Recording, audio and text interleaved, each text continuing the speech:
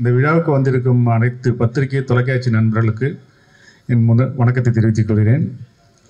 மற்றும் இந்த விழாவுக்கு வந்திருக்கும் அத்தனை பேரும் ஏதோ ஒரு வகையில் இந்த படத்தில் ஏதோ ஒரு ஒரு ஒரு பார்ட்டை பண்ணியிருக்கிறாங்கன்னு எனக்கு தெரியுது. ஸோ அதெல்லாம் அவங்களோட அன்பாக இவ்வளோ நேரம் வந்து இந்த விழாவை அருமையாக பார்த்துருக்கீங்க. அதுக்கப்புறம் இந்த விழாவுக்காக நான் கூப்பிட்ட உடனே வந்த பெப்சி தலைவர் செல்லுமணி சார் அவர்களுக்கும், இயக்குனர் சங்க தலைவர் உதயகுமார் சார் அவர்களுக்கும், செக்ரட்டரி பேரரசு அவர்களுக்கும் என்னுடைய நன்றியை தெரிவித்துக் கொள்கிறேன்.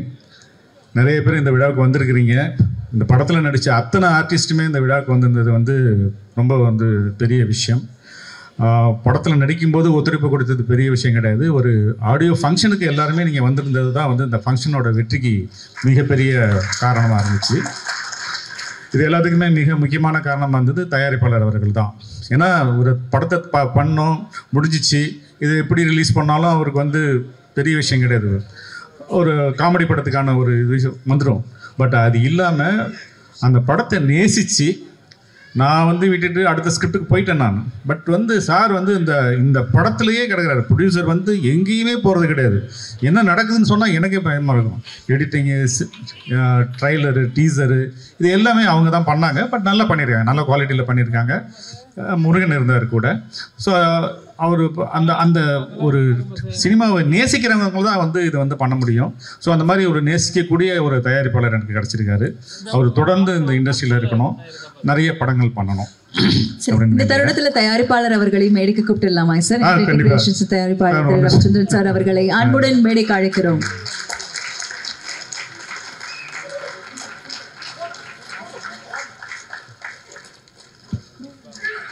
நீங்கள் 2 வாரத்தை பேசிடுறீங்களா?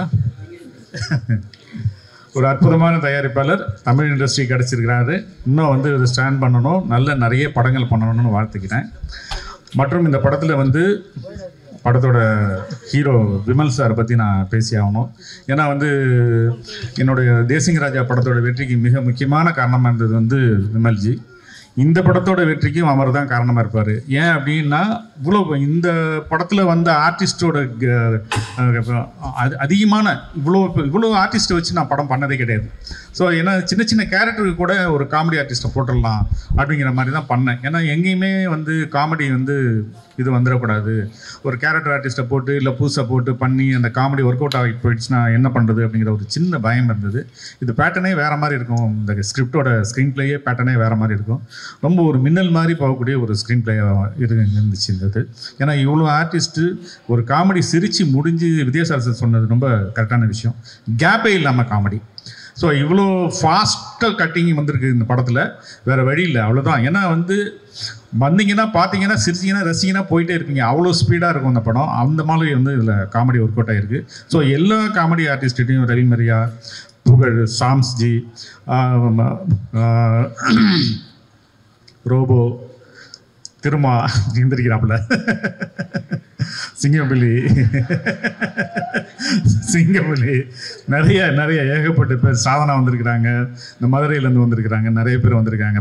ஆர்டிஸ்ட் வந்துட்டு 3 பேர், அம்மாக்கள் 3 பேர். அவங்க எல்லாருமே இந்த மாதிரி ஒருத்தரும் இந்த படத்துக்காக வந்து ரொம்ப அற்புதமான விஷயங்கள் பண்ணி கொடுத்துட்டு போயிருக்காங்க. மெயினாக வந்து இந்த விழாவோட நாயகன் சொன்னோம்னா வித்யாசாகர் சார் தான். நான் வந்து பூவெல்லாம் முன்வாசத்துக்கு அப்புறம் வந்து நான் வந்து வித்யாசாகர் கூட நான் சேர்றேன். அது வந்து ரொம்ப இமீடியட்டாக 3வது படமே பண்ணதுனால எனக்கு மியூசிக் பற்றி பேசவே தெரியாது. பட் அப்போ ரொம்ப மெச்சூர்டாக இருப்பேன். சார் போனால் ஏதோ சாங் நல்லா பண்ணி கொடுத்துட்டாரு அப்படின்னு தான் வந்தேன். சாரோட கெப்பாசிட்டி என்ன, சார் என்னென்ன பண்ண முடியும் அப்படிங்கிறது எனக்கு தெரியாது. ஸோ இப்போ போய் உட்காந்து பார்க்கும்போது தான் எனக்கு வந்து ரொம்ப அதிர்ச்சியாக இருக்குது. ரொம்ப சாலிடாக இதை மாற்றுறாரு, லிரிக்ஸை கூப்பிட்டு அதை மாற்றுறாரு, எல்லாமே பண்ணுறாரு. இந்த எழில்கிற பேருக்கு கூட நெடிலில் ஒரு வார்த்தை வேணும்னு விவேக்கை போட்டு டார்ச்சர் பண்ணி அவன் எழில்னு சொல்லிட்டாப்புல.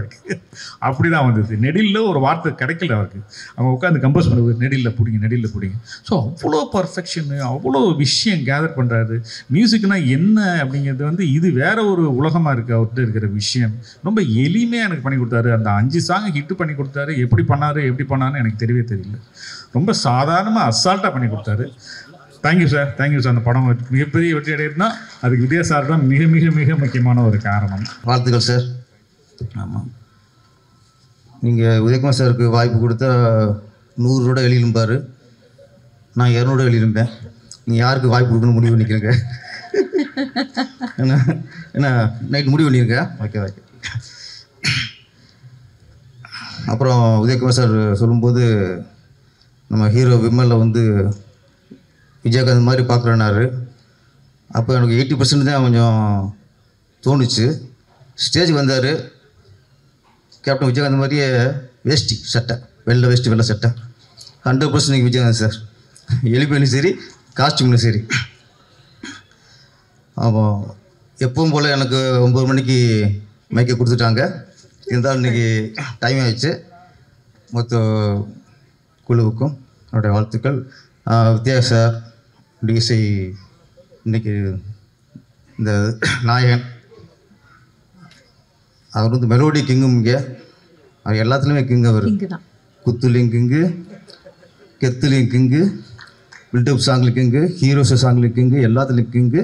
என்னை கெட்டது அவர் தான். நான் திருப்பாச்சி கமிட் ஆயிடுச்சு. கமிட்டாக ஸ்கிரிப்ட் ஒர்க் போயிட்டுருக்கு. அப்போ டிவிலாம் போய்கிட்டுருக்கு. அவங்க சாங் மெலோடி சாங் போட்டுருந்தோம். அடடா திருடா அடடா திருடா அவசர வேணா பொறுத்துக்கணும், இப்படி அழகான ஒரு மெலோடி போட்டு ஓகே பண்ணியாச்சு. மறுநாள் ஷூட்டிங் போகிறேன். இப்போ கிளி ஷூட்டிங் போய்கிட்டு இருக்கு. இப்போ விஜய் சார் பக்கம் போனேன். செட்டில் ஒரு சாங்கு, அப்படி போடு போடு போடு அசத்தி போடு. நம்ம இந்த குத்து குத்தாக இருக்கே, நம்ம வெளியில் மெலோடி சரிவிட்டு வராது. அதை தூக்கி வச்சுட்டு தான் அப்போ பண்ண தப்பு இல்லை ஆத்தாப்பத்தை வெத்தலை விளைஞ்சிருக்குடா. இன்னைக்கு குத்துப்பாட்டு இயக்குனர் ஆக்குனே அவர் தான். அது மாதிரி எதிரும் புதிரும், அதில் நான் கோ டைரக்டரு, தரணி தான் டைரக்டரு, ஹரி சார் தான் மிஸ் டைரக்டர். நீ ட்ரெண்டிங்கில் இருக்குல்ல, தொட்டு தொட்டு பேசும் சுல்தானா, அவரோட சாங் தான் அது. அந்த சாங்கில் ஃபஸ்ட்டு நீங்கள் டியூன் போடும்போது சிம்ரன் இல்லை, கரெக்டாக இல்லை. அது நெப்போலியனுக்கும் அவங்கள ஒரு நர்ஸு கூட இருப்பாங்க. அந்த நர்ஸோட பாயிண்ட் ஆஃப்ல சாங்கை கேட்டோம். சூப்பர் சாங்கு, ரொம்ப நல்லா இருக்கே. அது நெப்போலியன் வந்து நடக்க முடியாது. இதில் அவரை வச்சு என்ன பண்ணுறது, யாரோ ஒரு பொண்ணு ஆட வச்சு சாங்கு இதாயிருமோன்ட்டு அதுக்கப்புறம் தான் அந்த சாங் நல்ல சாங்கு வேஸ்ட்டாக போயிடக்கூடாதுன்ட்டு சிம்ரனை ஆட வச்சோம். கிருஷ்ணா இன்றைக்கி ட்ரெண்டிங்கில் போச்சு. அதனால் பல வகையில் அவர் பெரிய ஹீரோ. எழில் சார், நான் அவரை பார்க்கும்போதெல்லாம் ஒரு டேரக்டரை பார்க்க மாட்டேன், வியப்பாக பார்ப்பேன். நான் துல்லாவனம் படம் பார்த்ததுக்கப்புறம் எனக்கு ஒரு ஆளை பார்த்தா டேரக்டர் மாதிரி தெரியாது, ரொம்ப சாஃப்டாக இருப்பேன். இவர் தான் துல்லாவனம் பண்ணாரா அப்படின்னு ஆச்சரியம் பார்க்குறது.